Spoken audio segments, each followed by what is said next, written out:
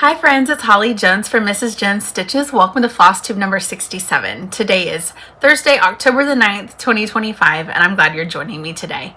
If you're new to this channel, this is a channel about cross stitch, things I'm working on, plans I'm making, lots of color conversions, and stitchy inspiration, things I'm buying, plans I'm making, and if you like what you see, please make sure down below you like and subscribe. That way you won't miss any of my content, and there's a little bell icon, and you can click that and that will notify you whenever I have a new video up. So let's see, we've had a busy couple weeks. Parker lost his second tooth. It was one of his bottom teeth, so the tooth fairy came. We have a very modest tooth fairy. Our tooth fairy leaves $1 and a gold tooth fairy coin. It blows my mind. I think I mentioned this in one of my previous videos, but it blows my mind when kids get like $20 a tooth. Like, it's a tooth. But everybody does it a little differently. So we have a modest tooth fairy. You get $1. Parker was also chosen for Student of the Month for October, so he'll get an award. I guess later this month. There's an assembly, so we are so proud. He is thriving in first grade. He has a wonderful teacher. We are super blessed, and we had a great parent-teacher conference. And he's a great little human. We got his school pictures back. I was really worried because that morning I said, "How are you going to smile in your school picture?" And he said, "I'm going to smile like this." And I was really hoping he was joking. I had a feeling he was joking, but with that kid, sometimes you just never know. So luckily it was a good picture. I was a little nervous. I'd already inquired about retakes just in case. Other kind of crafting news, I had seen the Tilda Merry Little Christmas line was obviously a huge success.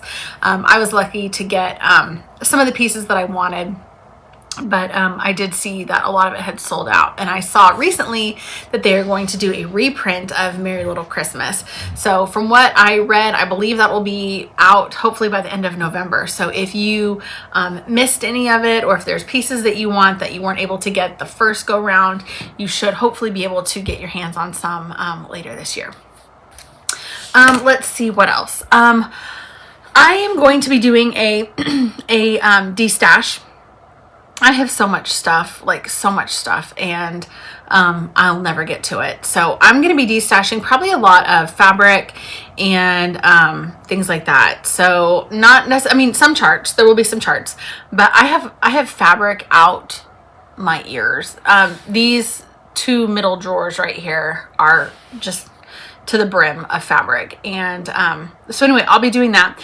Now, where I destash, sometimes I will do the cross stitch destash sites, which I'll show you my favorite one to use, and I will show it to you right here. It's called Stash Unloading Cross Stitch Only.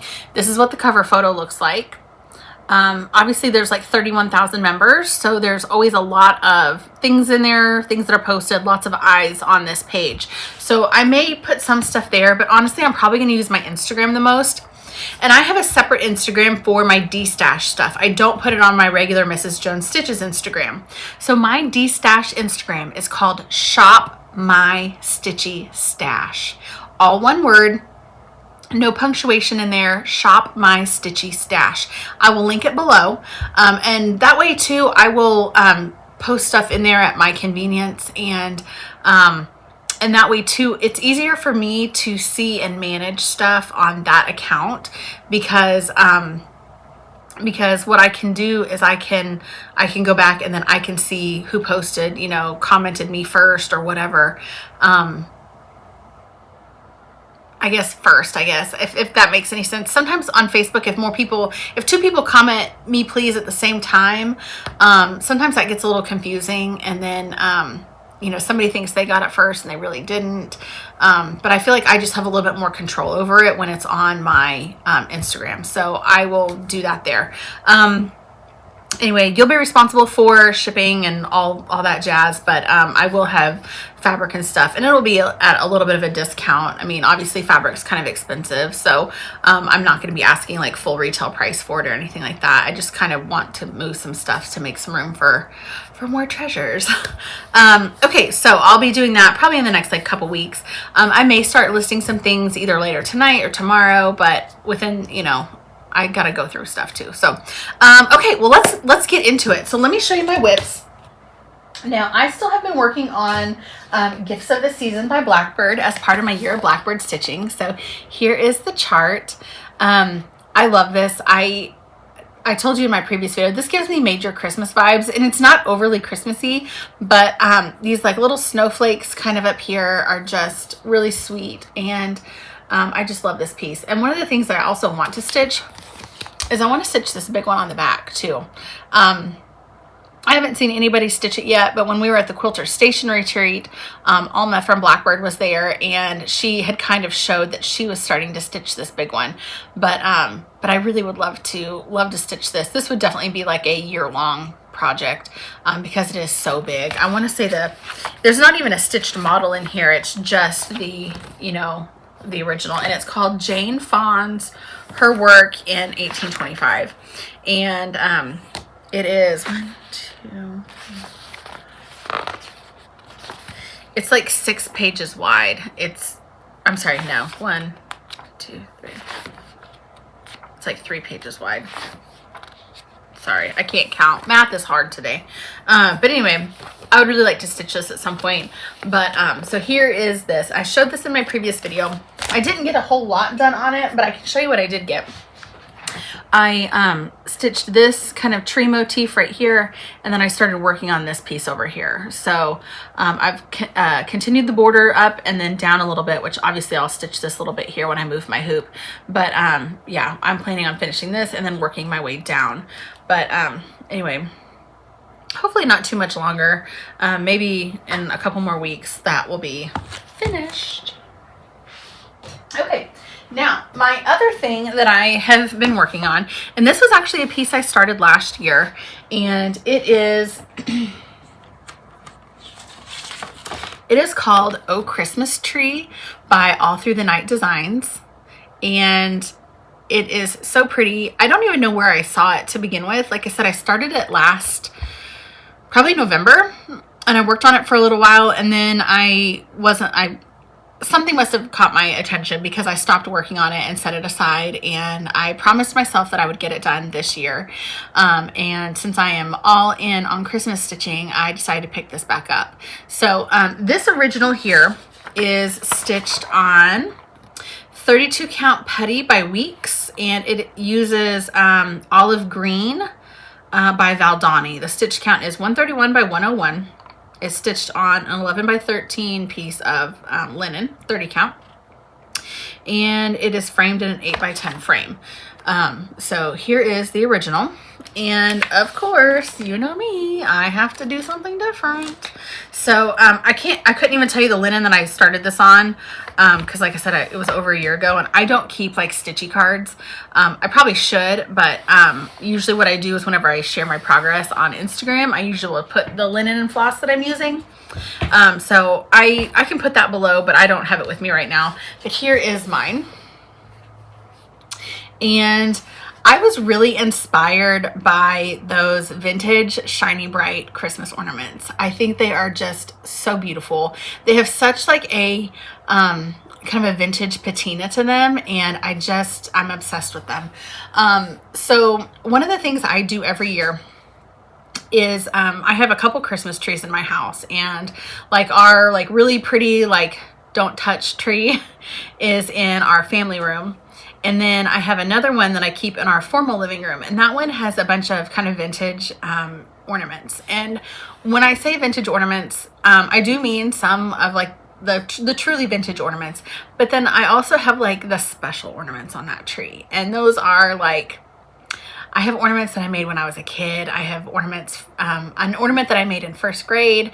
I have ornaments from Sunday school from when I was a kid. And then I also collect all those vintage wooden Christmas ornaments that are about, I don't know, an inch or two tall, sometimes 3 inches. They're pretty small. I love those. They're just multicolored. They just have such a good like Christmas feel to them. And I always put those out every year on that tree. And so that was kind of my inspiration with this, was just a fun, colorful Christmas tree. Now, my aesthetic and my style for our Christmas tree, like our family one that we, you know, do presents around and stuff, I love a flocked tree and I love white lights, and I always add extra lights because I want my Christmas tree glowing. And anyway, I love it. But also when I think of like vintage Christmas, I think of colorful trees and things like that. So anyway, so I was inspired by the Shiny Bright color palette for this. And so what I did when I was choosing my colors was I went on Pinterest and I searched Shiny Bright Christmas ornaments. And I found a lot of really great pictures of the ornaments. And then I went to my floss stash and I chose colors that emulated those Shiny Bright ornaments. So here was my color palette, and it is so pretty together. It is a blend of several different types of thread. We have color and cotton, gentle arts, more color and cotton, a classic color works. It's mostly color and cotton, and then one gentle art and one classic color works. But I just think they work really, really well together. I'm almost out of the color that I used for my tree. But I'm really happy with this piece. It is meeting all my expectations. Does anybody else do this? I love to twist my floss, and then that's one of the ways that I see kind of like how everything goes together. And if there's anything that just kind of sticks out like a sore thumb. But anyway, so yeah, hopefully to have this done. I really don't have that much left. And one thing I love about this too, let me try to hold it up where you can see it, but anyway, you have all these little like confetti stitches, and it really reminds me of, you know, just twinkling lights on a tree. So that was really fun to put on, and there we go, we're centered. Anyway, that was really fun to do, even though I hate doing confetti stitches, but I really think it kind of brings the piece together. So anyway, that is what I've been working on this, I don't know, last week or two. Okay, let me show you my finishes. So I have 2 finishes this week, and one of them I kind of teased. I teased the alphabet part of the piece on my Instagram, I don't know, middle of September-ish, and I'd kind of teased that I was working on something special, and it was. But one of the things I like to do is I like to change up patterns, whether it's changing the color palette, changing the fabric that I'm stitching on, giving something just a different twist. But before I start sharing that, I want to make sure that it's going to work out in my head the way I want it to work out. So let me show you my first one. My first one is a piece by JBW Designs, and it's called Fleur de Noel. And here is my framed and finished piece, and I love it. This is my actually my first piece that I've ever stitched from JBW. Judy Whitman is an icon in the cross stitch world, and she has been stitching and designing for many, many years. And I had seen this piece and I just thought it was really beautiful. So the pattern, I believe it's charted in a kind of a dark mauve and a lighter kind of pink, and it was really beautiful, and I loved it. I actually had started stitching it in a mauve and a pink silk. That was my first time using silks, and I wasn't loving the colors. So I started over on a new piece of linen, and I just decided that I was going to pick colors that I loved. And actually some of these colors were left over from my piece I did for a daily reminder. So anyway, I just started stitching it and putting colors where I wanted them to go, and I came up with this. I love this piece. It is so springy, and I think that it would be really beautiful in like a little girl's nursery. Or even like as a little, birth sampler. You could, stitch, the baby's name and date of birth at the bottom if you'd like.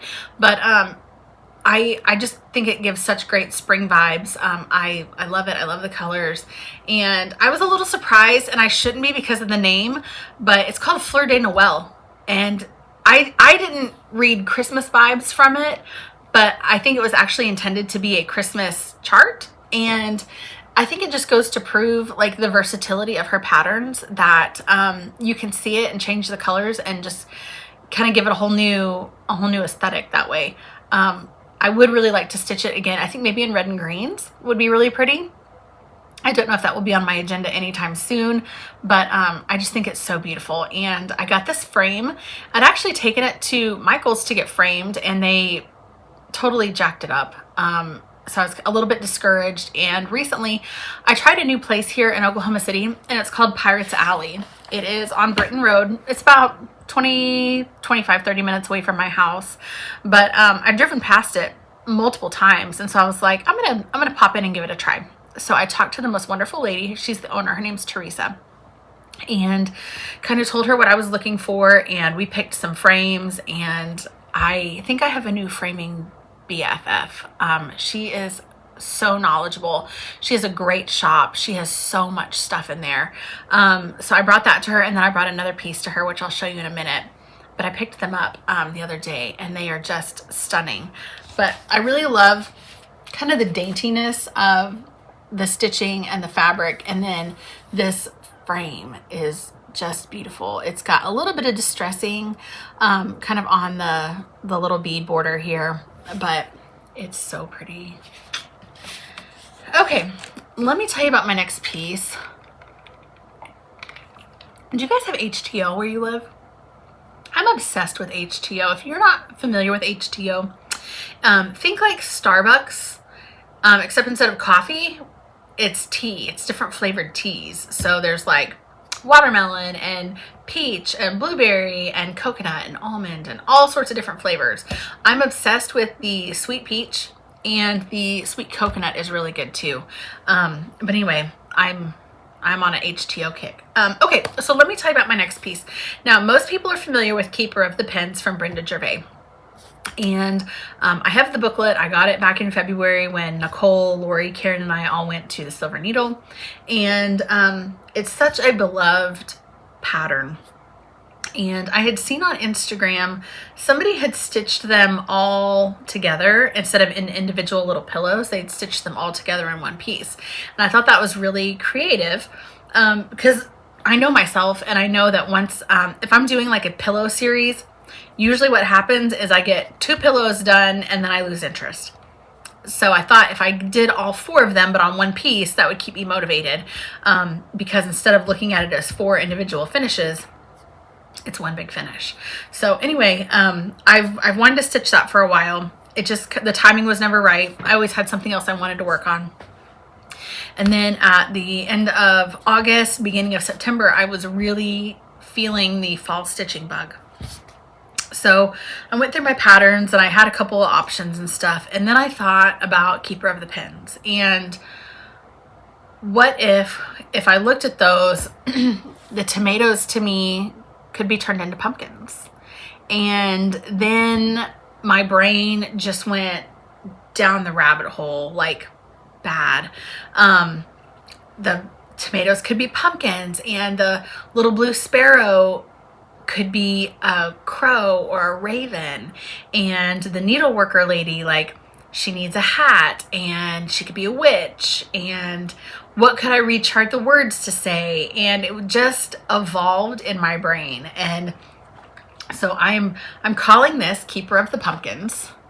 And here it is finished. So I started at the top.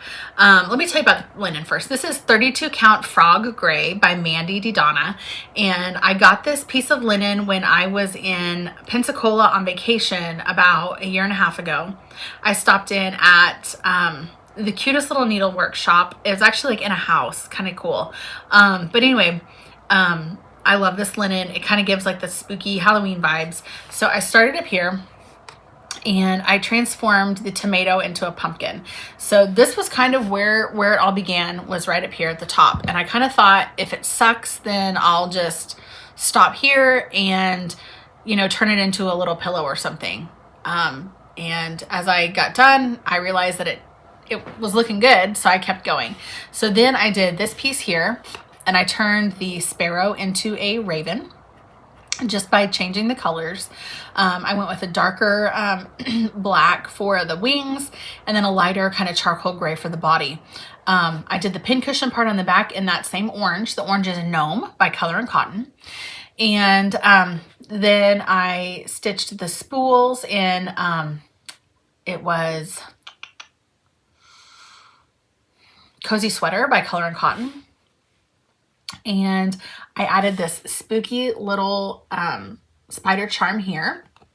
And continuing down, I took the needle worker and I gave her a black dress. She's holding a pumpkin here. She has a needle, and I actually tried doing some straight stitches to kind of make some thread in here, but no matter what I did, it just did not look right.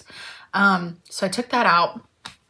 I changed this little pumpkin here, or tomato, to a pumpkin with just a twisty kind of cool stem, and it is the only one that has a face on it. When I was telling my husband my idea, he was like, you should add a jack-o'-lantern, like put a face on it. So I did, and I did the stacked pumpkins up here, and then I did some loose kind of long stitches to kind of resemble that the spools have just loosely wound thread on them.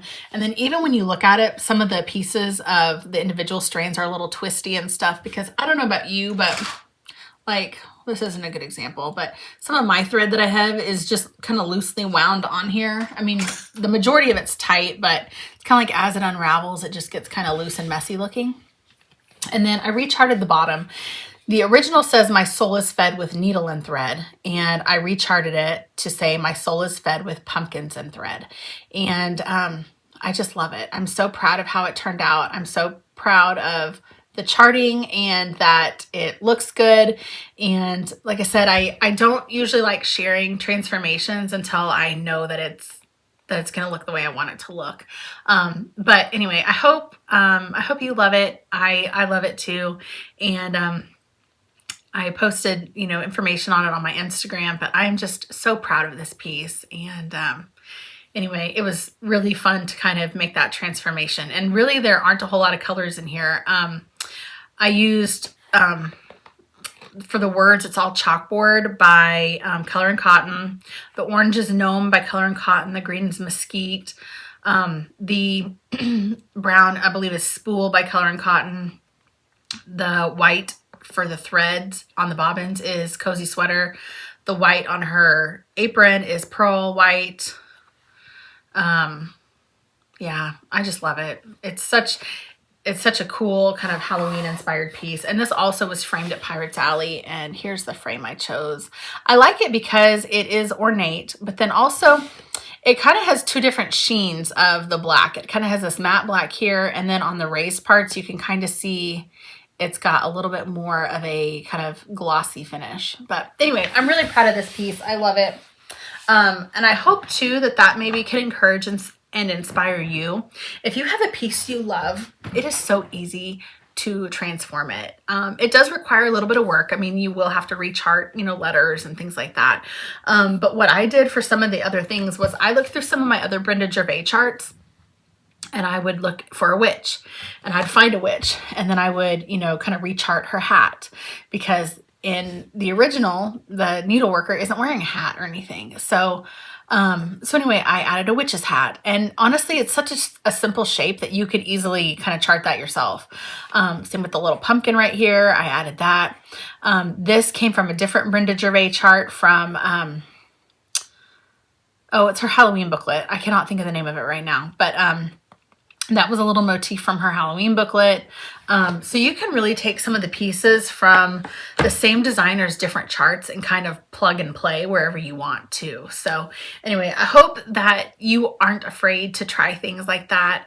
It is a lot of fun to kind of take a chart and transform it and make it your own, whether it's changing the colors like I did in Fleur de Noel, or reimagining a piece like Keeper of the Pumpkins. But anyway, really, really fun. And I'm so glad, just based on the feedback on Instagram, I think you guys like it. So I am so appreciative, and I'm working on another piece similar that I've changed the colors on, and I'm doing something totally different that I've never done before. kind of on the lower part. So I can't wait to work on that a little bit more and then share that with you. Hopefully in a couple weeks. I need to I need to learn a new technique in order to execute it, and then I'll probably get it framed before I show it to you too. But it's really fun. Okay, so let me show you some of my haul. And I say I don't have a lot this week, but I feel like it's still, you know, enough. So I ordered, you know, I love Kohana scissors, and they had their 9th anniversary sale this last week. So I ordered some Kohana scissors because I have no self-control, and I feel like in our stitching and in our crafts, we splurge on certain things. And whether it's, you know, using hand-dyed floss all the time, or linen, or some people, you know, don't use a lot of the hand-dyed stuff, but they like to take their stitching money and they like to go to retreats or travel and things like that. I love, love, love good scissors. Good scissors are just, I love them. So anyway, I have several pairs of Kohanas. Here's just one if you aren't familiar with Kohanas. So they are made in Japan, and they have these really pretty kind of acrylic painted shiny handles. They have a gold painted kind of band right here, and they usually come with some type of little tassel or embellishment, and they just have such like a smooth cut to them. It usually comes with a little leather scissor sheath.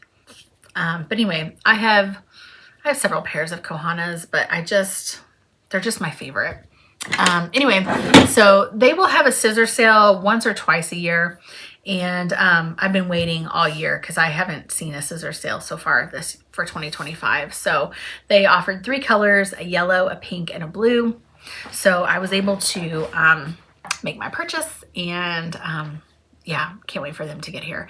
I believe the estimated delivery was end of November. So, and they come from Japan. So I usually expect it to take a little bit to get here.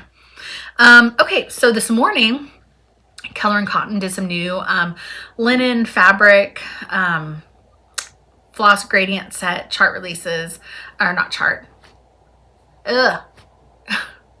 thread, fabric, trim releases. So anyway, I hopped on there this morning and I got the pastel gradient set with the rainbow colors. I got that. And then I got a piece of orange linen, and then I got they had a couple different new special edition threads. I got a red and a blue. I got 2 skeins of each of those. And that's what I bought. I really, really, really wanted that pastel fat quarter bundle. It was 12 fat quarters of pastel linen, and it was beautiful. But I exercised some self-control because I just splurged on some Kohanas. So anyway, I will be getting that hopefully soon. I got my shipping notification already. They ship so quick, and their customer service is so great. So I'm really looking forward to that. Let's see. I am part of the Color and Cotton Color Wheel Club. This is the darker blue. It is called Blueberry. It is a very, let me try and take it out of here. Sorry for the crinkles. I know I always say that, and I hate the crinkles, but anyway, it is a really pretty royal blue. I actually have a really great chart that I think I'm going to stitch on this. It's a winter chart, but this is never a color that I would normally go for, but I had seen a chart that was stitched on something very similar, and I thought, oh wow, I really like that. So I will probably actually stitch it on this, and that'll be really fun. It's a winter piece. So let me put that back in here. And the name on it is called Blueberry. Okay, my Color and Cotton Fabric of the Month came today, and it just says limited edition on it, and it is a really pretty gray beige, which is my favorite. I love kind of the warm neutrals. I also ordered some new floss because I was getting low on some of my staple colors. Natural cotton. I really love this. It's not as stark as like the pearl white. Peace on Earth, which I have been using in my Joyous Noel from Blackbird. Winterberry, which is one of my favorite reds. Mesquite, which is one of my favorite kind of yellow greens. Now on my Shiny Bright tree, my green that I've been using for the branches and the leaf is called Fritz. And it is just a nice, pretty, like medium green. And I only, if you saw my floss of it, I only have like this much left. And unfortunately, I don't have any more. So I was really glad that they had it in stock, because if they didn't, I would have been up a creek. I would have been at Hobby Lobby or looking in my stash trying to find something similar. Ferris wheel, which is my red that I'm using on my Shiny Bright tree. And then I did get 2 more skeins of gnome, which is what I used on my Keeper of the Pumpkins, because it is just a nice kind of variegated orange. It's not too bright, it's not too pastel or too dark, so it's just perfect. It's probably one of my favorite oranges. Let's see. I ordered some stickers, and I kind of have wanted to kind of redesign my logo seasonally.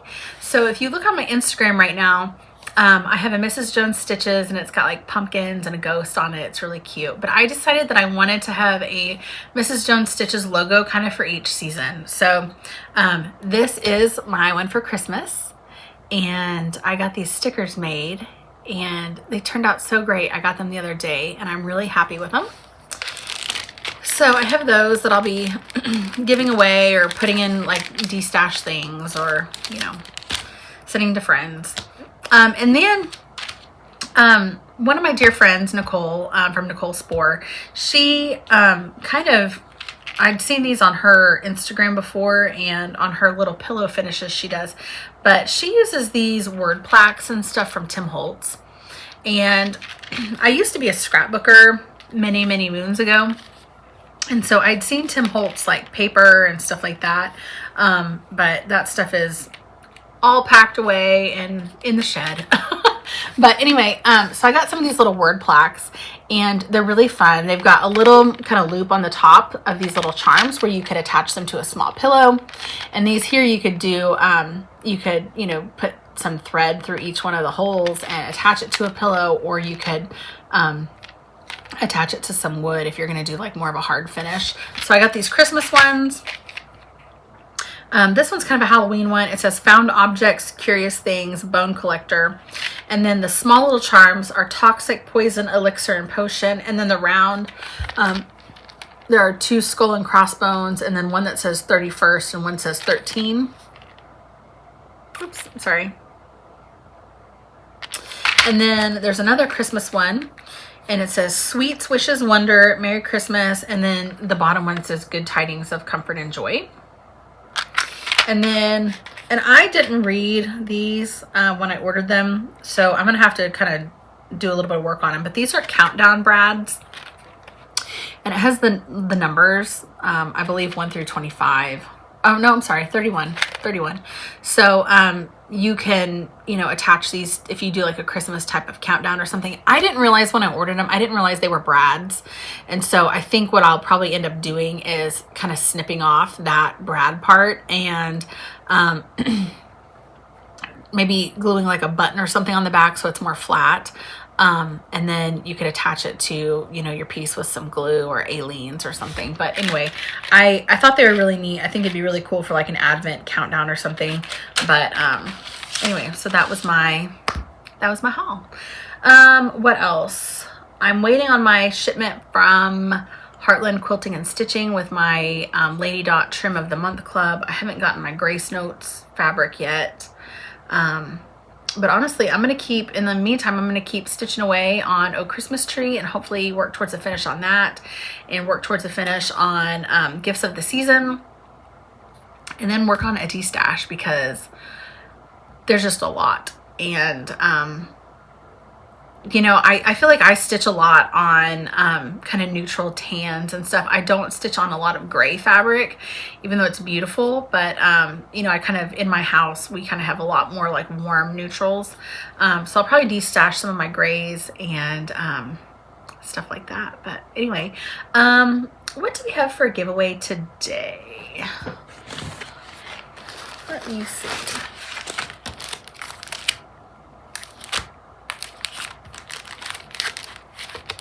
Okay, Today, I'm going to give away 2 charts from my dear friend April Jackson from Crafty Bluebonnet.